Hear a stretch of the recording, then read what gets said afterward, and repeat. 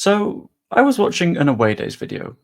Away Days, or Ellis Platten, is a YouTuber that is also a Leeds United fan that just travels across Europe going on fun little away days. In this case, he went to the Tottenham Hotspur Stadium and had an experience. But his entire channel is built around why he loves football.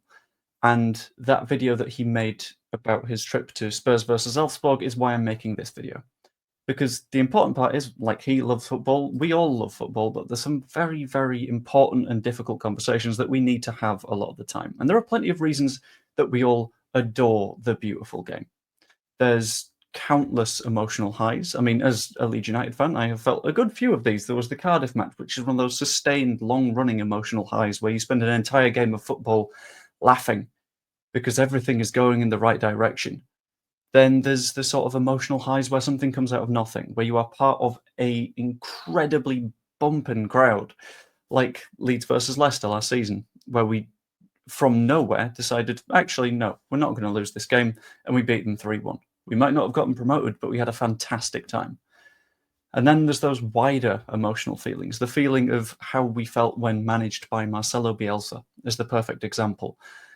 And that is one of the main reasons that a lot of people adore this stupid game we call football. And aside from that, you've also got the community aspect. Community in football is huge, and a big part of the reason I love football the way I do right now is the online community that I'm now a part of.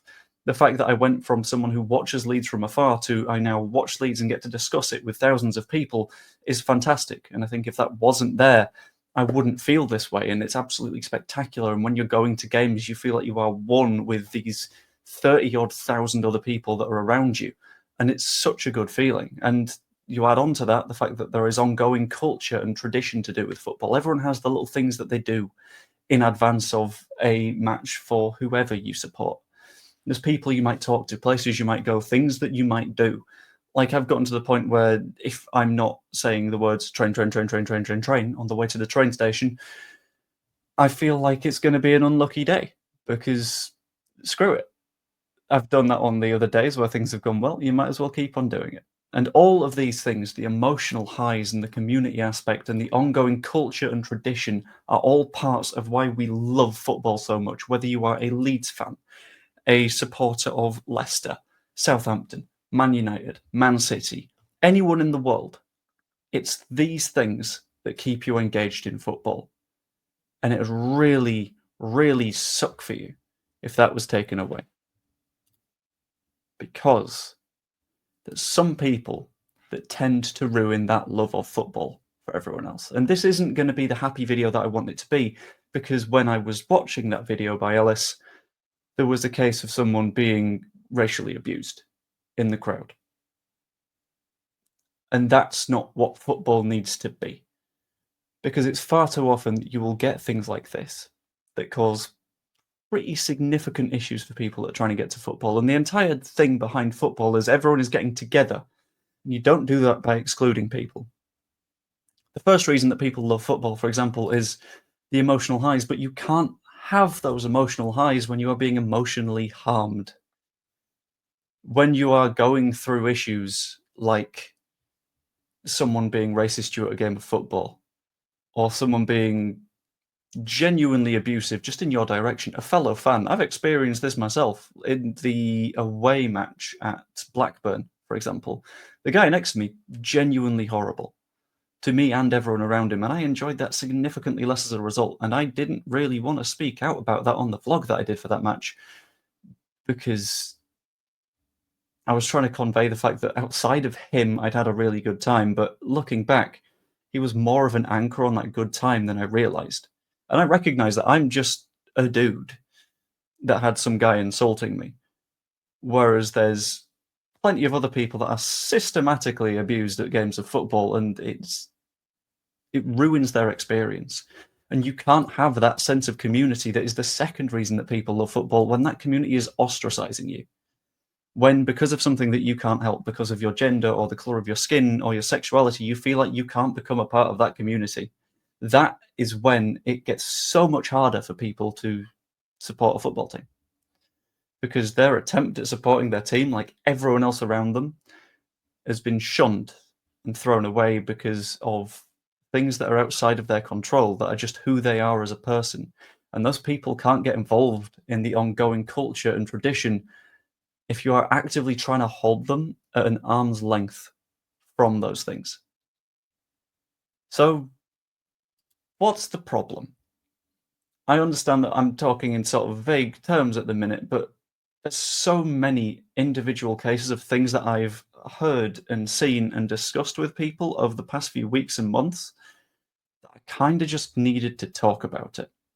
Because there are some active things that are going on that are stopping people from loving football the way they want to. So, first off, is a devaluing of people's opinions because of who they are. I was talking to a female football supporter recently, who I'm not going to name purely because I don't feel it fair to, and I've not double checked with them that they want specifically bringing up. But she has repeatedly felt like she's being sort of held outside the experience because her opinion means less as a woman for some reason. When at the end of the day, if you look at the world and situations within it, women are more likely to do actual thinking than blokes any time of the day. And it's not even close. And someone with a genuine, decent, analytical mind that knows what they're talking about, it doesn't matter what's between their legs or what their gender is. But some people still seem to have it in their head that it does. And the same applies for people of different races in the world of football or different sexualities. That people are feeling like their opinion means less because of things that are outside of their control. And you widen that by the behavior of sort of crowds at football matches, because sure, one person saying something online hurts, but it doesn't stop you from getting involved. Something that does stop you from getting involved is the ongoing tragedy chanting. And I am certain that every single fan that I talk to would agree with me that chanting about Hillsborough, about Munich, about Chris and Kev in Turkey is unacceptable completely. But when it comes to rivalries, people seem to have it in their head that it's just a bit of banter, that it's fine. And it's not. And there's even forms of tragedy chanting where people look at it and go, actually, that doesn't count. Has there been a single Leeds United match that you're aware of where the name of one of the most famous sexual predators in British history wasn't mentioned in a chant? And think about all of the people in that ground and however many people may have gone through a similar experience and how that could bring that to mind for them and make football seem like a deeply unsafe, unhappy place to be. And that is ruining football for a lot of people.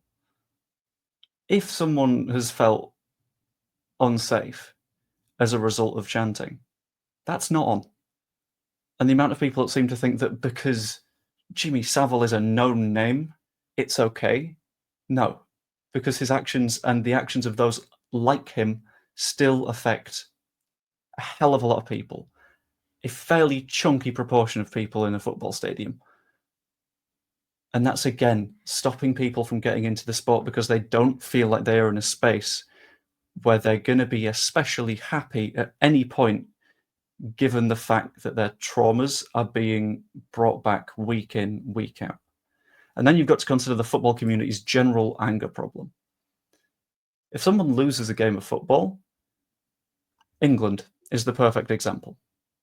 When England are playing, never mind losing, the rate of domestic violence incidents shoots up. And when England lose, it gets even worse. And the same applies on a club level. It's just harder to measure because there's so many clubs that are playing at any one time.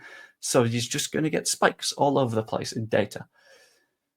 And this anger issue throughout football makes people outside football look at it and go, we've still got hooliganism then.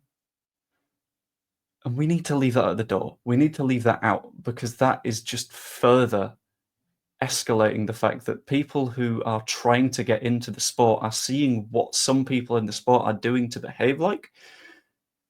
Sorry, what some people in the sport are behaving like and saying, I don't want any part of that. And at the end of the day, someone put in my comments the other day, and I'm not blaming you in the slightest because you're probably not like this. It's just a way for someone to vent anger. But if you need the space to vent anger in the first place, and the way that you vent it is negatively in the direction of others, all you're doing is hurting people. And that brings in more anger on their side, and the cycle continues and continues and continues. And there is a reason that I titled this video something along the lines of, "We love football," and why we love football. Because we do. But I think there are healthier ways to love it. I think instead of spreading hate and looking to get involved in tragedy chanting and using it as an anger venting exercise, spread the love instead. Because the more angry you get, the more people are going to see your club, your national team, and go, no thanks. And that doesn't help anybody, including your own club, because nobody wins by being edgy and looking for an opportunity to do tragedy chants or waiting for the away fans outside or anything stupid like that. All you are bringing is harm. And at the end of the day, when you're looking at all football fans, we've got a hell of a lot more in common than separates us. If you bump into someone at a Spoons and they tell you that they're a Man United fan, you might have a little bit of a banter with them. You might be like, whoa, wouldn't have made that choice. You're not going to get aggressive to them. You're not going to get violent. And the fact that it's 5:15 on a Saturday, after a fairly hard-fought 2-2 draw, does not justify what a hell of a lot of people think it does. So at the end of the day, all we need to do is love the beautiful game together. Sure, see rivals as rivals. That's part of the game. That's fine. But it's when people take it too far and they go to games of football with the intention of taking too far that gives football a bad reputation, stops people from getting into the sport, and it makes it a genuinely unsafe, unpleasant place for basically everyone. And if you see behaviour like that, it's not. Try and call it out. I understand that I didn't when I went to that Blackburn away match, because I'll be honest, it was the first time I'd been to an away match. And I was a little bit spooked because it was a big old dude that had had a lot to drink and probably other substances. But in the future, I will always look to do better than that, because at the end of the day, it didn't only affect my experience, but that of a lot of people around me. And we kind of need to work on that as football fans in general, not just an individual fan base. Because football's for everyone at the end of the day. Football isn't just a game for dudes that want to feel aggressive on a weekend because work's been hard. It's for anyone who loves the beautiful game. So let's love it together and stop looking for opportunities to force division. That was the video. As always, if you enjoyed it, pop a like on it. Subscribe if you're not yet, and let me know what you think in the comments down below. Ideally, no one comes out as pro-violence, but you never know with comments on the internet. Hope you enjoyed. I'll see you later. Toodaloo.